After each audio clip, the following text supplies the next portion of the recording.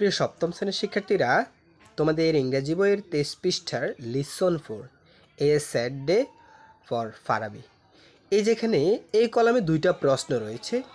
B কলামে এই সম্পূর্ণ প্যাসেজটির বাংলা অর্থ সহ, এরপর এখানে কয়েকটি এমসিকিউ রয়েছে। অর্থাৎ এই সম্পূর্ণ পাঠটি আমি তোমাদেরকে পড়ে অর্থ সহ এগুলোর অ্যান্সার তোমাদেরকে বুঝিয়ে দেব। চলো শিক্ষার্থীরা, তাহলে আমরা ক্লাসটি শুরু করি। তবে তোমাদের তার পূর্বে তোমাদের সবার প্রতি একটা রিকোয়েস্ট থাকবে, তোমরা যারা এই চ্যানেলে নতুন অবশ্যই চ্যানেলটি সাবস্ক্রাইব করে রাখবে, আর যারা করেছো তাদেরকে অসংখ্য ধন্যবাদ। তাই প্যাসেজটি ছিল মূলত এ স্যাড ডে ফারাবি, ফারাবির একটি দুঃখের দিন। আচ্ছা শিক্ষার্থী, তোমরা কি লেখাগুলো স্পষ্ট যদি দেখতে পাও তাহলে তো ঠিক আছে, আর যদি না দেখতে পাও একটু ভিডিওটার কোয়ালিটি হাই কোয়ালিটি অথবা রেজুলেশন একটু বাড়িয়ে নিবা, ঠিক আছে, এইচডি কোয়ালিটি দিয়ে দিবা। আচ্ছা, তো প্রথমে এখানে discuss the answer the question, এখানে দুইটা প্রশ্ন দেওয়া আছে, আমরা দুইটা প্রশ্নের অ্যান্সার করব। প্রথম প্রশ্নে কি বলছে দেখো তো, বলছে what will do if your parents do not want to go on a picnic with your friends. যদি তোমার পিতামাতা তোমাকে তোমার বন্ধুদের সাথে বনভোজনে যেতে না দেয় তাহলে তুমি কি করবে? এর অ্যান্সারটা হচ্ছে I shall try convince my parents to let me go picnic or I shall not go there. আমি আমার বাবা মাকে বোঝানোর চেষ্টা করব আমাকে বনভোজনে যেতে দেওয়ার জন্য, অথবা আমি সেখানে যাব না। 2 নম্বর প্রশ্ন, what will do if you miss the picnic bus. যদি তুমি বনভোজনের বাস ধরতে না পারো তবে তুমি কি করবা? এর অ্যান্সারটা হচ্ছে I shall hire CNG try to catch the missing bus. আমি সিএনজি ভাড়া করব এবং হারানো বাসটি ধরার চেষ্টা করব।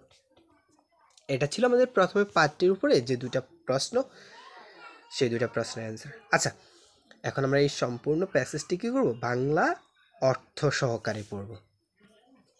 এইখানে দেখো তো বলছে read about what happened Flora Farabi স্টারডে and answer the following question. গতকাল ফারাবির কি হয়েছিল সে সম্পর্কে পড়ো এবং নিচের প্রশ্নগুলোর উত্তর করো। আচ্ছা করব, তো প্রথমে আমরা প্যাসেজটি পড়ে নিই। Farabi was sitting with his head down. Farabi তার মাথা নিচু করে বসেছিল। হি লুক স্যাগড, তাকে বিষণ্ণ দেখাচ্ছিল। His hair was untidy and ruffled, তার চুল ছিল অপরিচ্ছন্ন এবং এলোমেলো। It was clear he didn't brush it at all, এটি স্পষ্ট বোঝা যাচ্ছিল যে সে তার চুল মোটেও আছড়ায়নি। এরপরে হোয়াট হ্যাপেন্ড ফ্লোরা, কী হয়েছিল? আচ্ছা, কি হয়েছিল? ফারাবি বলছে বা ফ্লোরা কি হয়েছিল? আর ইউ ওকে, তুমি কি ঠিক আছো? আস্কড ফ্লোরা, তুমি কি ঠিক আছো? ফ্লোরা জিজ্ঞেস করলো। তখন আই অ্যাম শকড ফ্লোরা, আমি অনেক ব্যথিত Flora. I don't want to talk said Farabi, আমি কথা বলতে চাই না, ফারাবি বলল। বাট ইউ হ্যাভ টু, কিন্তু তোমাকে বলতেই হবে।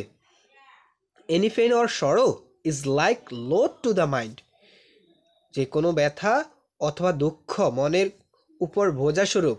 If you tell or share it with your parents or friend it will be lighter, যদি তুমি তোমার বাবা মা অথবা বন্ধুদের সাথে এটি ভাগাভাগি করো তাহলে তা হালকা হবে। On the other hand if you don't share it the load will become heavier and more painful, অন্যদিকে এটা যদি তুমি ভাগাভাগি না করো তাহলে এটি বোঝা অপেক্ষাকৃত ভারী এবং বেদনাদায়ক হবে। So please tell me Flora what's wrong. Flora interested, সুতরাং দয়া করে বলো তোমার কি সমস্যা হয়েছে। ফ্লোরা ফিরাফিরি করলো বা জোর করলো আর কি। আচ্ছা, এরপরে দেখো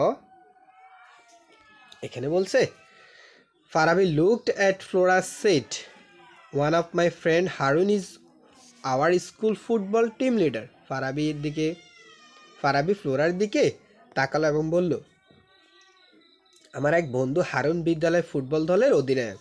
yesterday he just drop my name from the coming inter class football tournament. গতকাল সে আসন্ন আন্তঃশ্রেণী ফুটবল প্রতিযোগিতা থেকে আমার নাম বাদ দিয়েছে।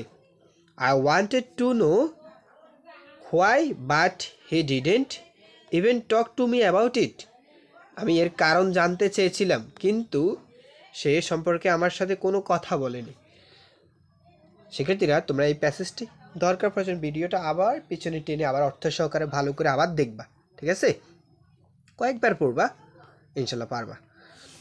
এখন এই যে এমসিকিউগুলো রয়েছে আমরা এগুলোর অ্যান্সার দেব। যেমন প্রথমটাতে বলেছে which is the correct statement, কোনটি সঠিক বাক্য?